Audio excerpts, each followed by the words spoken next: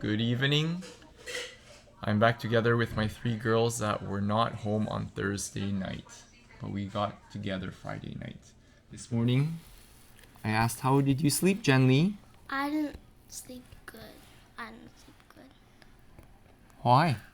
Because my dad was getting beat up, and I was thinking about that. And I was thinking about my brother, too. I have a letter here that a friend wrote, and he just asked me to proofread it before sending it off to the ministry. It says, "I want to thank you for returning the three children to Davis and their mom, Rena. The love that exists with those kids and their parents is simply off the charts. If you needed to hold them hostage for a day under duress to discover that, then at the very least, I hope they convince you themselves of their love for not only their parents, but their love for Theo, their brother, who needs them all desperately. That being said, let me continue. You may not like to hear what I'm going to say, but I'm going to say it. Your organization, while it purports to do good for society, is lost. I encourage you to share this email with your superiors. Your job, and I suspect mandate, is to bring families together, not to tear them apart. What your organization has done and is doing to the Lim family is what I would call criminal after seeing it now in full flight. While there isn't much I can do to stop it, I will encourage you to reach out to your superiors because public support is going to keep growing for the return of Theo to his rightful parents. Most logical parents, seeing a boy like Theo in his state, would probably run and hide from the responsibility of caring for this boy for the rest of his life. Instead, Rena and Davis would sacrifice everything they have to get him back from you. What does that tell you? And while I am not religious man by any means, there is a special place in hell for people who are involved with this case and the fact they have separated Theo from his rightful parents. I encourage you and your staff to come spend time with this family at my home in Lynn Valley, where I have gladly put them up after they were forced out of Ronald McDonald House, where I had visited and saw the situation they were in. I encourage your staff and your ministers to come and see and meet and talk. This situation needs to come to a close. Their son needs to be returned to them immediately. This has gone on too long. You may not agree with Davis and Rena, but to be frank, nobody cares what you think anymore. What happened the other day in Canada with this Amber Alert was a real eye-opener, and the public has no choice but to enlighten about this whole situation.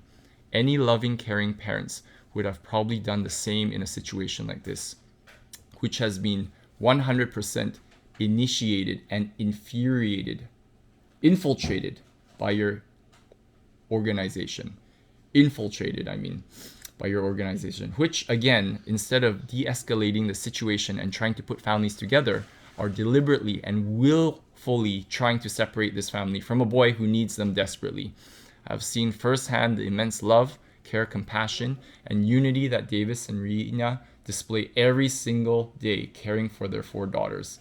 Why can you not believe that this is not the case for their son Theo?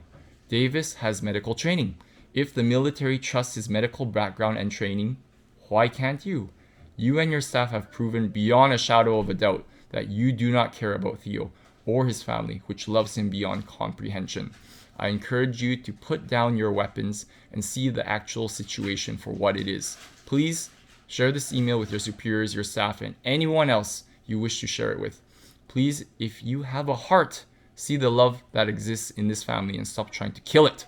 The harder you guys try to break this family, the stronger they become. And let me tell you, the stronger support is growing daily for them. While at first I may have been on your side after seeing the situation for what it is, I continue from a genuine third-party position. You are in the wrong, completely. This is all I can say at this time. If you wish to speak with me further, I would be more than happy to meet with you or anyone at your organization to help enlighten you. Sincerely." And this is a friend. He told me he woke up last night at 3 o'clock and he couldn't sleep, and he just put this email together. I feel touched by what he has said. I know a family.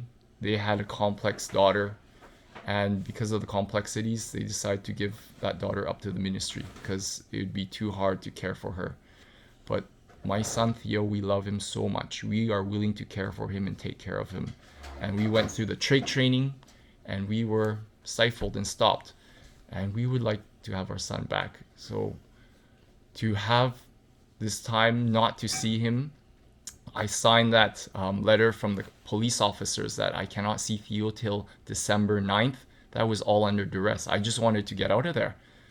And I know the ministry actually has more power than the police. So even though I signed that, the ministry actually has the power to return Theo back to us. Because even when my 3 girls were missing and I called 911, and the officer that told me, they told me that you have to call the ministry. They have more power than us. So I pray that in your heart you'll listen, you'll heed, you'll think, and that you'll do what is the right thing. Thank you. Good night. Good night. Good night.